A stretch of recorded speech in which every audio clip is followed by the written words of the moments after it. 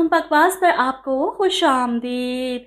महरूम ड्रामे की अगली किस्त में आप देखेंगे कि मीर जाहिद ने ज़फ़र साहब की कंपनी ख़रीदने के लिए इन्हें जो ऑफ़र दी है वो इसी के मुंह पर लपेट कर मार जाते हैं कि आप चाहे मुझे अपनी पूरी जायदाद भी दे दें मेरी कंपनी ख़रीदने के लिए, मैं तब भी आपको नहीं बेचूंगा। और मीर जाहिद ये बात आकर उमैर को बताते हैं तो वो गुस्से से लाल पीला हो जाता है।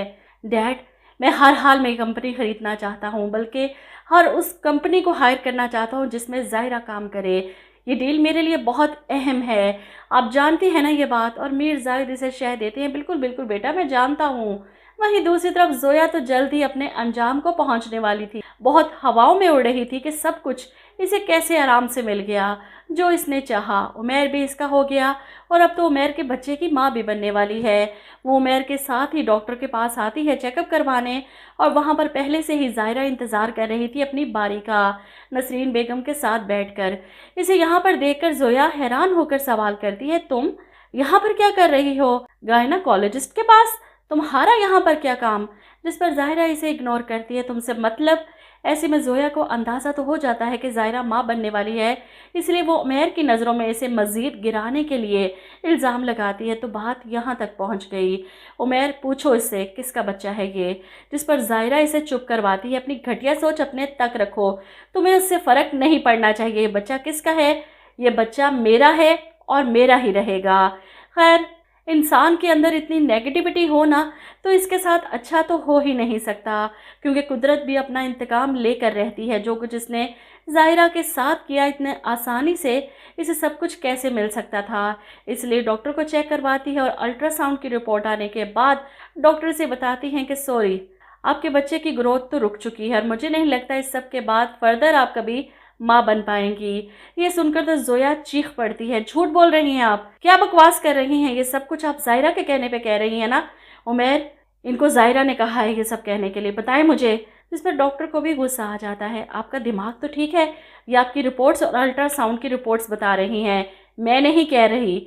लेकिन जोया तो यहीं पर तबाही मचा देती है, झूठ कह रही हो तुम मिली हुई हो इन सब के साथ साजिश में। उमैर इसको पकड़कर रोकता है, काम डाउन जोया, प्लीज़ मेरी बात सुनो, हम किसी और डॉक्टर को दिखाएंगे। जिस पर डॉक्टर को भी गुस्सा आ जाता है, आप किसी और डॉक्टर को दिखाना चाहते हैं तो शौक से दिखाइए जाकर, लेकिन मेरा मशवरा है कि जल्द ही दिखा दीजिए। जोया को यकीन नहीं आता, ये डॉक्टर झूठ बोल रही है, हम किसी और डॉक्टर के पास चलते हैं। जोया की बेयकीनी देखकर उमैर इसे तसल्ली देता है, ये सब कुछ अगर ज़ाहिरा का किया धरा है ना, तो मैं इसे छोड़ूंगा नहीं, तुम परेशान मत हो, कुछ नहीं होगा हमें और हमारे बच्चे को। मैं जानता हूँ ज़ाहिरा ये सब कुछ क्यों कर रही है, हमसे बदला लेने के लिए। वहीं दूसरी तरफ दिखाया जाता है कि ज़ाहिरा बिल्कुल सीढ़ियों के पास खड़ी फ़ोन पर बात कर रही है कि मैं बस थोड़ी देर तक ऑफिस पहुंच रही हूं, और ऐसे में जोया इसका पाँव अड़ाती है और वो सीधी ज़मीन पर जा गिरती है। लेकिन ये सिर्फ जोया का ख्याल ही होगा, क्योंकि एक लम्हे में ज़ाहिरा के साथ इतना बुरा तो नहीं हो सकता और इतनी जल्दी जोया कामयाब भी नहीं हो सकती ज़ाहिरा ये इसके बच्चे को नुकसान पहुंचाने में। बहरहाल उमैर जोया को लेकर दूसरे डॉक्टर के पास भी जाएगा, और जब इसे वहाँ भी यही खबर मिलेगी तो जोया ये सब बर्दाश्त नहीं कर पाएगी। ऐसे में मीर जाहिद उमैर से पूछते हैं, कैसी तबीयत है अब जोया की? जवाब में उमैर परेशान होकर अपने बाप को बताता है कि डॉक्टर्स कह रही हैं कि जोया में कोई कॉम्प्लिकेशंस आ गई हैं, डॉक्टर्स के मुताबिक शायद वो कभी माँ न बन पाए। ये सुनकर तो मीर जाहिद के दिल को ठंड पड़ चुकी होगी कि बहुत हवाओं में उछल रही थी ये जोया, इसे तो अब ज़मीन पर लाकर पटकने का वक्त आ चुका है। वैसे पहली बार हुआ है कि जियो के किसी ड्रामे में किसी बुराई का अंजाम इतनी जल्दी ही दिखा दिया हो, जैसे जोया का और इसकी माँ का दिखाया है। आप लोग क्या कहते हैं इस बारे में? कमेंट करके अपनी राय ज़रूर दीजिएगा।